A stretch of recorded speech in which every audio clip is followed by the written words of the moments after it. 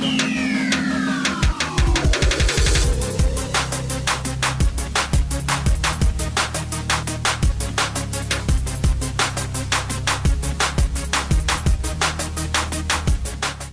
there, Saints fans and NFL fans. Welcome back to the channel where today we're doing another film breakdown, this time on Derek Carr, the latest free agent from the Las Vegas Raiders. We're going to talk about some of the things he does well, what to look for, and how he could fit. And this will be focusing on New Orleans as that's what this channel covers. But if you're a fan of another team, depending on where he ends up going, some of this could be applicable to you as well. So that's really all there is to it. Without further ado, we're going to jump straight into the film, taking a look at him Week 5 versus the Kansas City Chiefs, the now Super Bowl champions. Congratulations to the Chiefs, and how they performed then. Now, a couple things to get out of the way first and foremost. Number one, a singular game is not enough to build a scouting report on any player. If you've taken any type of scouting course and scouting classes, talk about any 200 to 300 snaps or more to build a full scouting profile. For the nature of this video, we're not going to do all that because that takes too long. So just keep in mind, grain of salt with all this, and we'll just go ahead and get going. So transition. All right, so in this first clip, we're going to take a look at Derek Carr executing a deep level concept that many Saints fans will be pretty familiar with. Basically, it's a Yankee concept. Now, we'll put a version of that on the screen, but we'll also just kind of draw it. So we're going to have a deep post route with an underneath. That way, we're putting a defender in conflict. Typically, we're trying to put the safety in conflict. Safety bites down, go over the top. Safety covers deep, hit the underneath. The concept's pretty simple. All you got to do is hit your drop and read. Now, made a little bit more difficult here by the fact that we are going pretty much max protect and we're doing play action. Does give him a chance to hit his drop, though. Very smooth, quick release, and the post is wide open. Now, check his drops. One thing I like about him, right at whether it's a 7-step drop, 9-step drop, he typically has very good drop depth. If you look down the field, here is that in route we're talking about, and then the over the top. Since there's nobody here, we just got a cluster of everybody hanging out in the middle of the field. It essentially turns into what's cover zero, meaning there's nobody back there. And then it's just really easy. Hit the best receiver in arguably the division, and it's a big touchdown. But the key is executing the concept, and that's what a lot of you like to see, and that's exactly what you get here. And if you are a Saints fan, or really a fan of a lot of teams like Frank Reich, West Coast offense guy, Pete Carmichael, West Coast offense guy, whatever team you're rooting for, something to take a look at because very common concept. Let's try another one. All right, and the reason, by the way, I mentioned Frank Reich in that last part is now being the head coach of the Carolina Panthers, West Coast offense. These are things that you want to look for in a potential suitor in terms of that last play. But in this one, I really want to talk about how he can see things and process things on the fly, which is something you look for as a quarterback, that mental processing. Now, this is going to be an incompletion, but I think it's an important one. Number one, your pre-snap read is very close to the middle of the field open. Now, you'll notice the depth and the shade, if you will, of the safety would make you lean towards that they're actually covering the number 3 right here, whether they're a hook defender or whatever. So he probably thinks maybe we're going to go middle of the field closed. Now, for those that don't understand what that means, if you've got a single safety deep, that means you are playing MOF closed. It means that they're basically taking away the middle of the field. But what that does is it means this area and this area right next to me are open. These are target areas. So pre-snap read, real big deal here. He's also going to do a good job of identifying the Mikey, making sure that he's got the slide right, but also running back picking up the blitzer here on the left side. Now watch the decision that he makes afterwards, which I absolutely love. So here we go, pick up. Now he knows safety, just as he thought. Safety drops back, so we've got middle of the field closed. But he's got a one-on-one on the outside, and he does one or two things. And this is the decision I want him to make.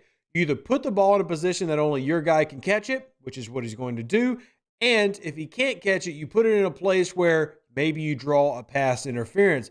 You know, with Davante Adams, they're going to play stupid sticky. That's what they do. You throw it a little short, pass interference all day long. He ends up getting a couple of calls of that in this game. And this is just him throwing the ball, and this is him going for a certain time play. Now, Davante Adams can work back toward this and come after it. He does a good job with his release of getting some space there because he gets a free release from the DB, but then tries to work back. pass interference. I actually really like that. Hey everybody, real quick break in the video. We don't monetize these, and if you want to support the channel to get more film studies, check out our Patreon channel. It's in the description of this video, or check out our website, revdeuce.com, and pick you up a Who Dat Confessional t-shirt. Every little bit helps and allows me to do more film studies for you. So let's jump back into the tape. All right, so this was kind of a fun one because you're going to have a pre-snap to post-snap read adjustment. Pre-snap, you have a very clear deep tooth shell here that's going to rotate as we get into our post-snap read. So his ability to read the field is big here. Now, what does he have in terms of routes? He's got a triangle read over here, triangle read. Now, for those that don't know what a triangle read is, simply three receivers running a route that essentially breaks them into a triangle. It's a very common West Coast staple. And then here on the bottom side of your screen, this backside, he's got a straight go beaming for the end zone. So good looks in terms of West Coast fits. So Saints fans, drool a little bit. Now, what I love here is he's going to identify the upcoming blitz. There's the rotate. Oh my goodness. Man, we got, what is this? What is this? What it is even though he's got this triangle read, which is actually perfect for this, he has a backside free release on your best wide receiver, who's probably better than just about any DB that he's taking on. And what's it end up being again? Oh, his pass interference. Again, because you put the ball up, let your guy go after it, and simply doesn't get it. Now, some might argue that this is going to be a bad play because one, maybe they called it an underthrown ball. But we've seen him do this multiple times in a row. And I have to think that he's trying to let Devontae Adams, who is extremely good at high pointing a ball, do that while also putting a defender in conflict that causes pass interference. This was a 2nd and 17. So no matter what, he's either going to get a touchdown or a first down due to penalty. Now, he still has this front side option of the triangle, but at the post snap, he immediately decides, all right, swap it. You look here, what does he do? He stares at this safety. That's how he determines we're going to the one-on-one at the bottom. We got a free release outside in terms of leverage. He stares the safety, sees the decision they're making to rotate over here, which if you notice will now have a numbers disadvantage with our triangle. There are 4 DBs to our 3. So you will have only the flat defender. That's going to be your tight end. Only the flat, receiver will be open here. So instead, back foots it, still puts it in a good position, and PI. Now, again, we can argue maybe if you lead him a little bit more, him in the back of the corner, still, either way, he's putting it in a position for his player to make a play, and I will take that flag all day long. Next. Okay, maybe you're watching this and you're going, Rev, last 2 plays, I think he's got a noodle arm. Well, I want to show you this one, a little bit fast forward in the game, show you how that's not the case. And he definitely has the arm talent to succeed. Now, there are some things I dislike about Derek Carr in terms of his play. One of them is that he's very odd and that he gets hotter in terms of the more pressure the game has, the better he performs, which is really weird. I'll throw those stats on the screen. 4th quarter trailing, this dude is on fire. Regular play with a lead, he's middling. I don't know how to explain that. But anyway, take a look at this one. So this is going to be where you have dual deep shots. You're going to have a deep curl here on the outside, that little hitch route you see we break back right here. We've got what almost looks like a layer concept right here with a late release. And then you got 2 outside the hashes, deep routes. Now, thankfully, if you're New Orleans, you got a guy named Chris Olave who can also run this and get on top of a defense very quickly.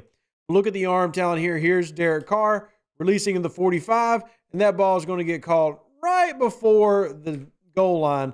That's 50 yards in the air on the move. This is all upper body mechanics. He's not setting his feet. He's not using lower body. This is a straight upper body mechanic, 50-yard throw down the field, perfectly into a basket.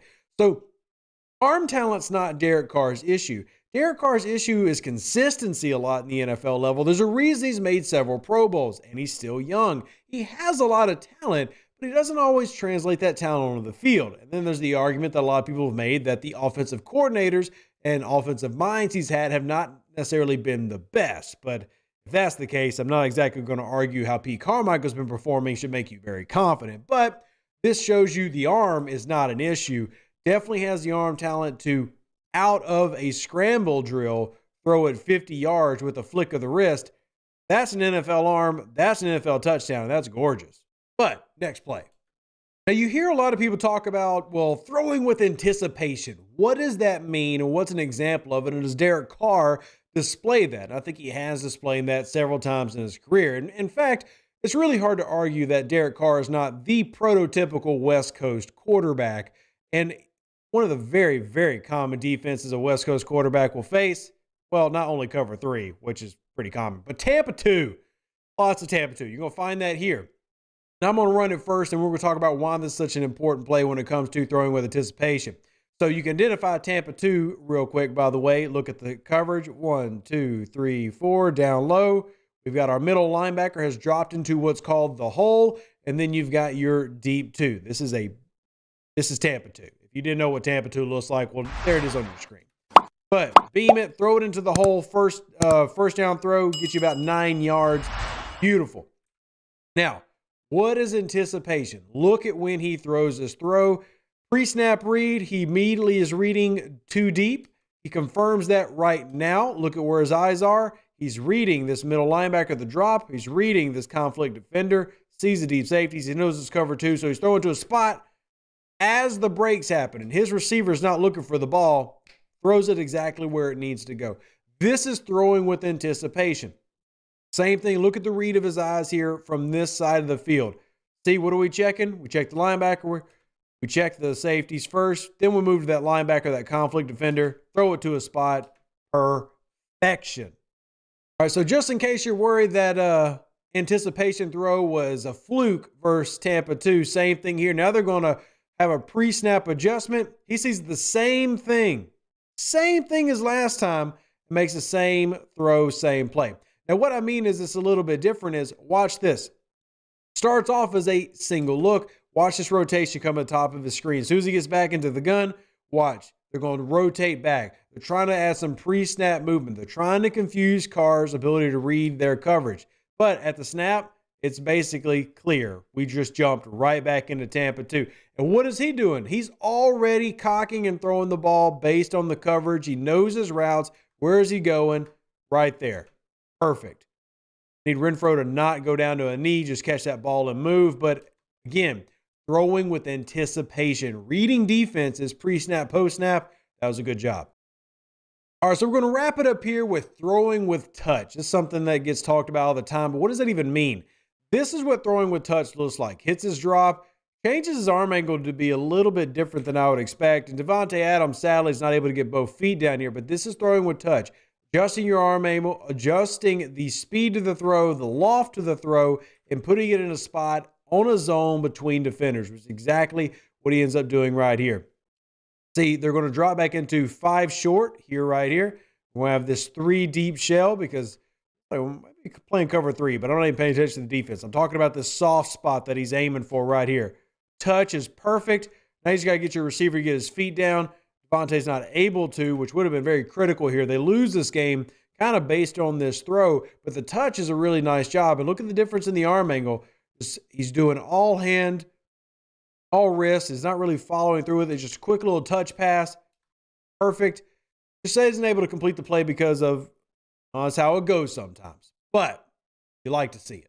So do I think the Saints should sign Derek Carr? Well, obviously that all depends on price. Derek Carr would be an upgrade to anybody that's played quarterback for the New Orleans Saints for the past 2 years. But he also wouldn't be an extreme upgrade. I'm not here to blow a bunch of smoke up Derek Carr's butt and say that he's an all-pro top 5 who's secretly been hiding in the AFC. He does have his flaws and his deficiencies, but that doesn't mean he can't be better. One weird stat that I mentioned earlier is how well he turns it on in pressure situations. Did you know that he has led the league in fourth quarter comebacks and game-winning drives, and this guy's got a butt ton of them? Again, on the screen. Compare them to like Drew Brees, who is elite at that. Again, this is not Drew Brees. This is Derek Carr. But what he is he is a West Coast quarterback who fits exactly what Pete Carmichael has done his entire career. And if you want to get the best potential out of Pete, maybe you need to get the best potential player for Pete. And in this year, 2023, between the draft and free agency, Derek Carr is that. So we'll see what ends up happening. If you enjoyed the video, do me a huge favor, like the video, subscribe to the channel if you haven't already, share this out with other fans, and if you got questions about anything that this video pertained to, or maybe other things, well, all you gotta do is drop it in the comment section down below. You can also join our Discord, which we have a Who Dat Confessional Discord as well. And last but not least, hey, think about helping out the channel, PayPal, Venmo, Cash App. People like myself only are able to produce this type of content because you support as a community. That's greatly appreciated. Catch you on the next one. Deuces. I'm out.